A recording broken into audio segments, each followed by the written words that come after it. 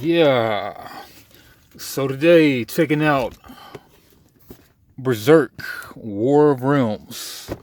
I plan on playing this today rather. So let's crack it open, see what it's about. I pretty much wrote the rules out. Let's see if we can grok how to play the game too while we're at it.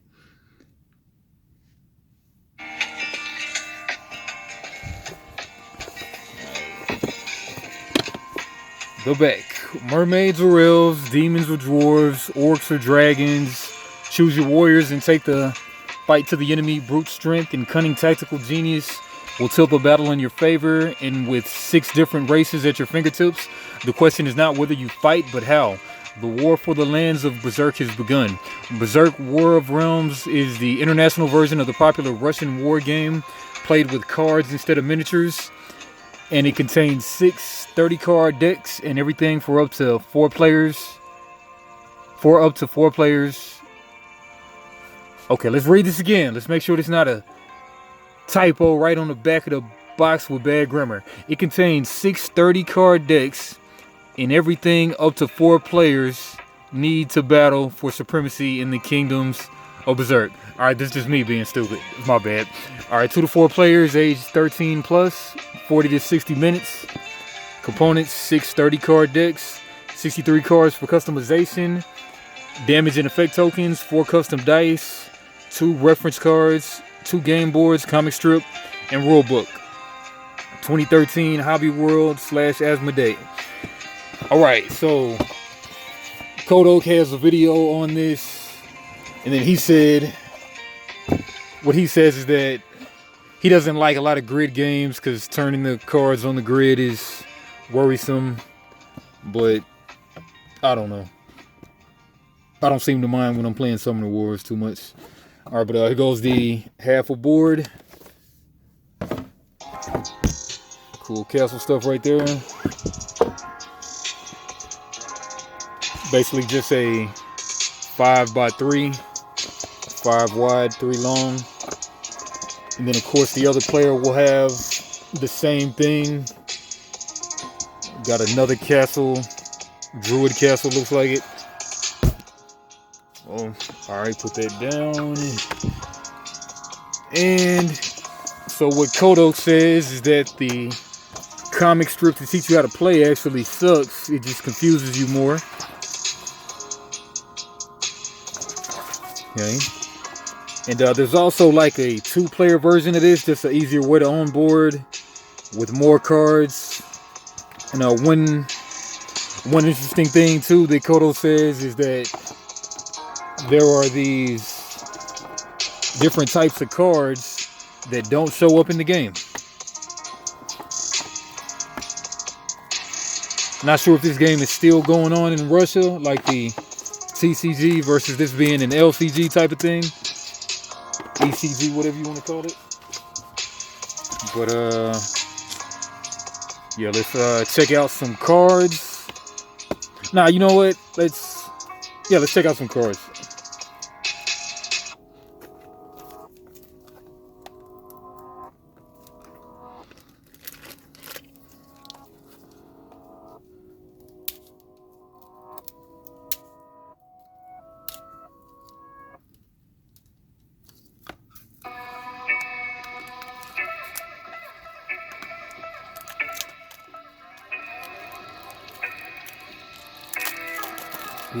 Yeah, so 6 decks.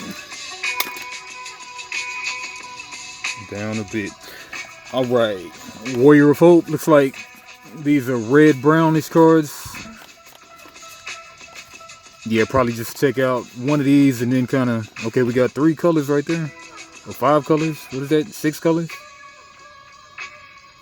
Yeah, I mean, that might be up to 6 costs right there. 9 drop with 6 cost. Alright, so the thing about this game, yeah, let me just pull out these red ones for now. Yeah, so let's look through a few cards and then kind of read through my little quick rules and then go from there. All right, but looks like a 3-drop Warrior of Hope. This brown red faction. Guess we'll just call it red.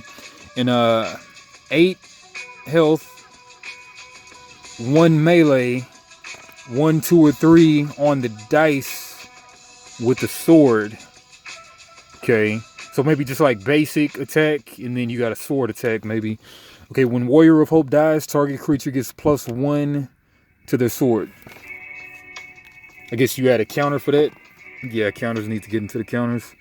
We got a damage markers, of course, with the blood drop. Poison is green, I'm sure. Makes the paw stronger, perhaps. And then, is this the same thing? Looks about the same. And then, of course, I showed these dice. These dice, they do different things. I'll kind of go into it in a second. Let me just look through a couple cards. Warrior of Hope, Chronicler, 3-drop. Until end of turn, if you roll a die, you may swap the result with the result on the opposite side of the die once per turn. 6 health, 1 melee, and then 1/1/1 with the sword. That's using the dice, I'm sure. 2 Chroniclers, Brass Golem, 4-drop, 9 health, 1 basic attack, 1, 2, 3 on the variable attack, and then defense skill 2. Strange union of magic and metal. Cool. All right, one more, then we'll go into the rules. All right, Astromancer, 5-drop, 7 health, 1 melee, 1/1/2 on the dice, I think. And then, oh, like this is also like a lightweight attack, medium attack, and then heavy attack. But I think it has something to do with the dice that you roll. Yeah, we'll get to that in a second. Okay, so it looks like tap, shuffle Astromancer into your deck, then search your deck for a creature that costs 4 or less and place it into Astromancer square.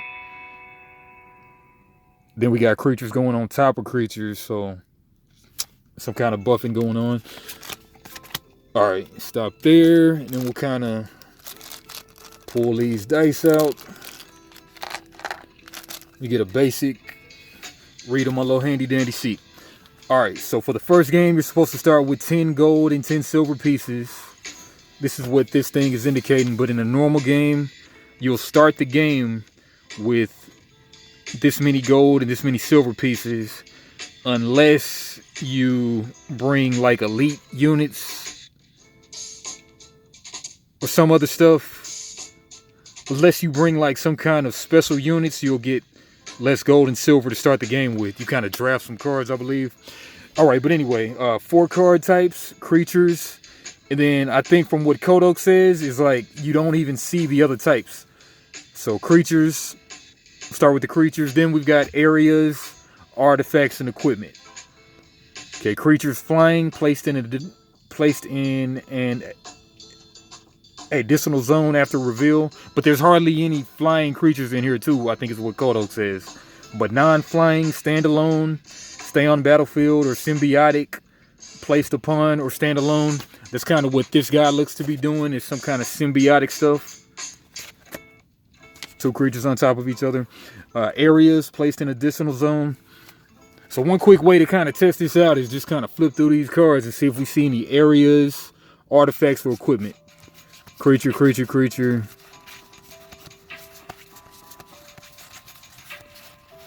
So all creatures right there. Then let's even go through these cards, kind of just flip through them. Looking for areas, artifacts, and equipment. Yeah, because Kodok, he was complaining that it's kind of stupid. They put all this stuff in the rule book, but it doesn't even show up in this intro product. Wish they only had this come out for the English and the follow-up product, which was also a standalone, but just for 2 players with like way less of a box and way less stuff. All right, so it's pretty safe to assume that there are no... Man, you know what? Let's just check them out right now. Preliminary quick check. All right, now these have some 3-ofs. This is a 3-of.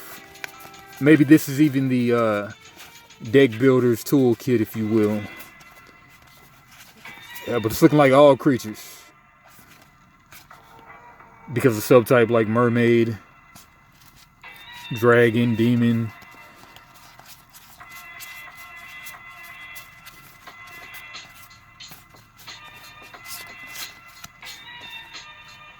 Okay, this so maybe this Chitan. Choose one of your opponent's creatures. When that creature dies this turn, return it from the graveyard to the battlefield adjacent to Chitan and under your control once per battle. Yeah, looks like another type of creature. But it doesn't say a subtype though. That's the only thing that's kind of throwing me off. Like you'll see a demon, but Chitan is just its own type of deal, I guess. Demon, demon, demon, demon. Okay, attack skill. All right, attack skill, Iron Duke, 20 health, 2. Whoa.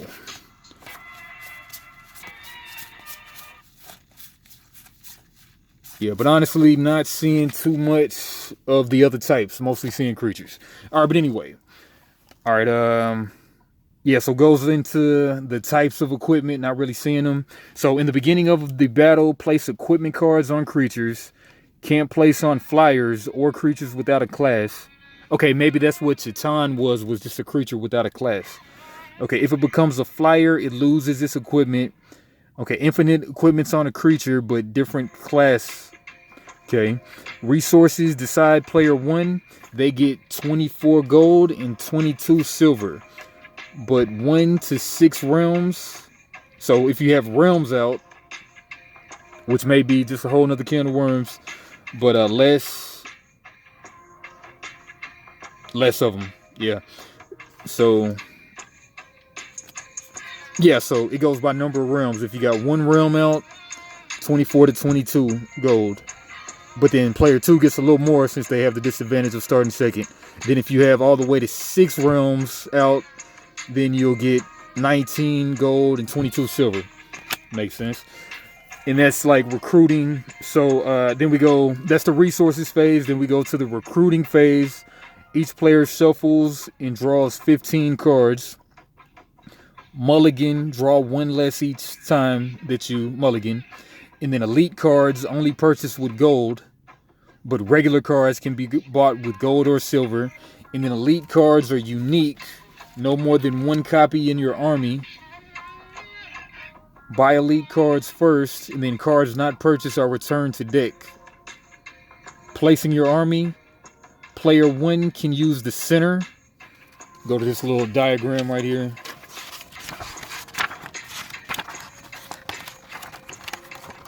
Okay, yeah, so it goes player 1 can use the center. Remember, this is a 5 wide, 3 tall board, but player 1 when placing, they can use the center 3. But player 2, they can use the center 3 plus those top 2 in the front row, front line people. All right, so that's that. Okay, then when you begin, the deck equals what you didn't initially purchase with gold and silver. That's your deck that you have to draw from for the remainder of the game. Graveyard, got to be off to the side somewhere. Beginning battle.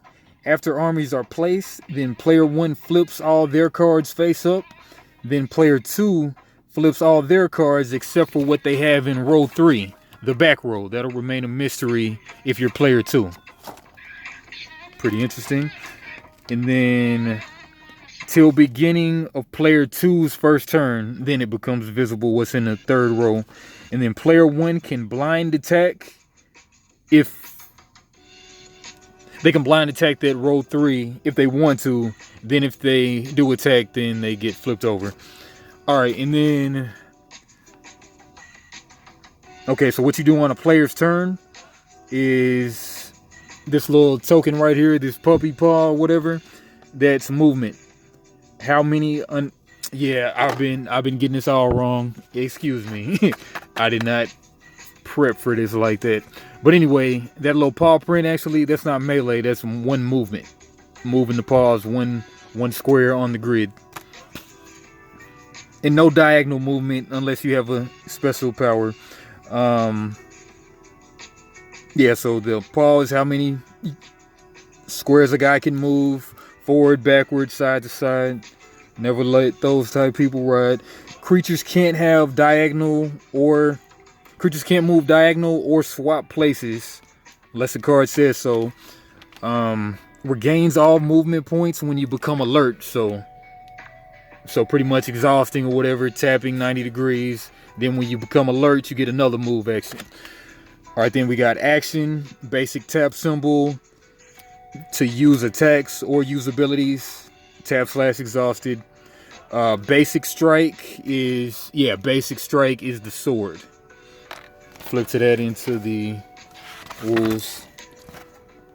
Yeah. So basic strike, the sword symbol, basic strike. Melee, non-magical attack. Declared protector. Any alert card adjacent to attacker and defender can become a protector, aka just a blocker. Does combat instead, then becomes exhausted.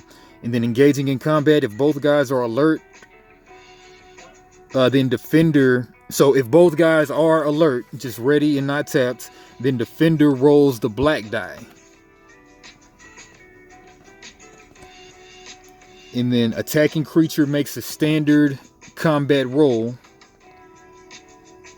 So like if you roll a blank on the black die, then the attacker makes a standard combat roll. But if you roll a X, then both the attacking and defending creatures miss. 5 for an ordinary D6, but we have the special thing. So then with the fists, then attacking creature misses and defending creature deals light basic strike. Okay, interesting. Yeah, so these are the die faces. 1, 2, 1, 2. So you only got 2 and then 4 blanks. And then that means the attacking creature makes a standard combat roll and deals damage based on his result. So if you, as the defender, roll a blank, then you're just going to take the damage. Standard combat roll. But if you hit that X, then both the attacking and defending creatures miss, which is good for you as a defender. And then if you hit that hit back, then the attacking creature misses and the defending creature deals a light basic strike. Okay. Then we've got the standard combat roll. Whenever your creature attacks, roll an attacker's white die. You may also use an ordinary D6 to determine the attack type, but we're not worried about that. So the fist strike, the fist got 3 basic light attack fists. You have naturally 2 mediums, and you got the 1 strong. And that, of course, reflects with the 1, 2, 3, light, medium, heavy. All right, simple enough. Then we've got no infinite loops, just one time, so you can't infinite loop stuff. And then aim strike means that the opponent can't declare a protector. And there's googogs of keywords. It's saying no run of cycles, rules duration. Like you'll of course you'll put the hit points on them with that. And then glossary, ability, action, adjacent, aim strike, and alert is face is standing straight up. Armor X, and attack, just basic stuff. Blast X, destroy, incarnation. Symbiote stuff is kind of weird, symbiotic creatures. But like Kodok said, I'm sure there's not too many of them to be worried about it really. Protection from stuff. Yeah, and then that's that. Seems pretty cool. Hope to get it to the table tomorrow. And then if I do, of course I'll be uploading it rather soon. Alright, but I guess for now, like, comment, subscribe, follow your games, and Tuvok.